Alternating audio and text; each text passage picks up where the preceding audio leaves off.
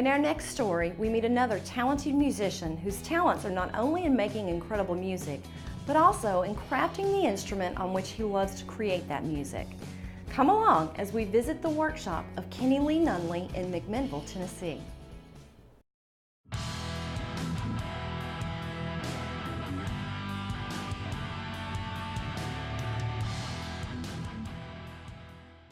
Right there's where it starts.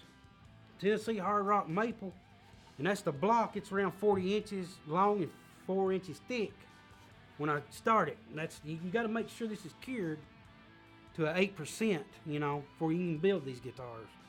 A lot of measuring and stuff goes into the first step. You take that block, lay it on the table, and you start measuring.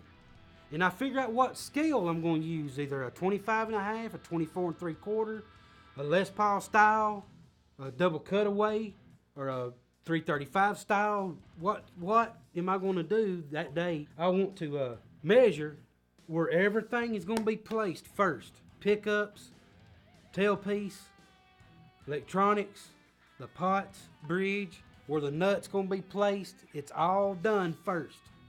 But this is what it comes to, almost to the end. It gets one more sanding good, one more, you know, prepping, and then it will actually get fretted next. I had my Les Paul refretted from a guy, a good friend of mine in Murfreesboro. And he refretted it for me, and I thought, man, that's great, buddy. And I thought, well, I need to start refretting them. And he tested, and I come home a year or two later, and I started messing with it in here, so I started fretting them, and he gave me a grade on it. I took it down there and let him see it. And he said, man, you can do it. You can fret them. He said, you done a good job. I said, all right. And then, of course, a prep again. And then it'll be either what color I want it, or it'll be a clear coat. And then I end up pretty much with this. The final product will be a neck through. You know, that's my specialty. I build different kinds of guitars. But this is a specialty we're working on right now, you know, this type. I've had all kinds of players play them, and I want them to. I invite them to come and play them.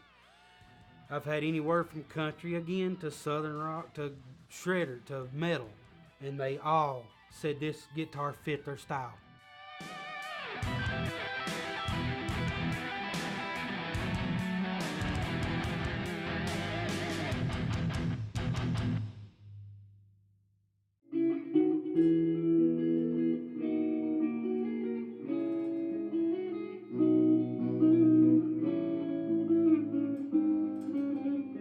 A normal day would be I get up, breakfast, go to work, 8-10 hours. I come home, I like to go ahead and eat supper. Whatever I'm gonna eat, I get that done. You rest a minute, get off your feet, and then I come out to shop and do whatever's needed. You know, there could be a repair I need to get done. You know, it ain't every evening you feel like doing it. But I found out once I do eat, get something to drink, sit down for about 30 minutes, it ain't that bad once I get out here, because you love it so much, you know. You love building them especially. But the thing is, you got to get up again in the morning, and I'm just telling you, you get strung out in this stuff. You can't quit. You want to keep going. Sometimes I'm up to 1 o'clock in the morning. I say, oh man, I've stayed out here all night, you know. Got to get up.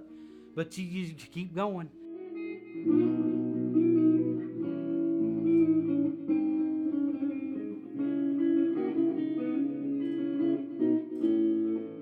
I just always loved them, you know. I was 6, 7 when I started twanging on them. That's all I done till I was 15, you know, 12, 13, 14, 15, 16. That's all I done was played, you know. And I always, you know, wondered how you worked on them. 2010 is when I really bared down on it. And I started advertising, repair shop. I've done pretty decent at it. It takes a while to get where you're going, you know, with it, but I do repair, like I said, I repair all kinds of instruments too, and got to really bear down with the technical parts of it, you know, and studying it again, and really put 12, 15 hours a day in just studying it. Trial and error, you know, out here, messing something up, you know, and, you know, that frustrated after 10 hours of thought you was doing something, you know, it all goes with it.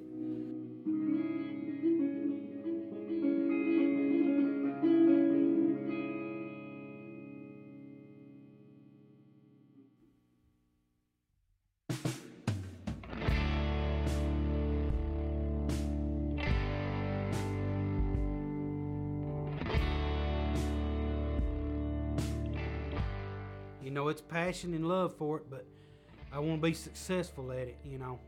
And when they pick them up, I want them to feel it too, you know, and that it was built from the heart, you know, and they've got something they can play and count on. I learned to appreciate music more these days. You know how you used to, if you didn't like something, you know, you might have something to say. You shouldn't do that, you know.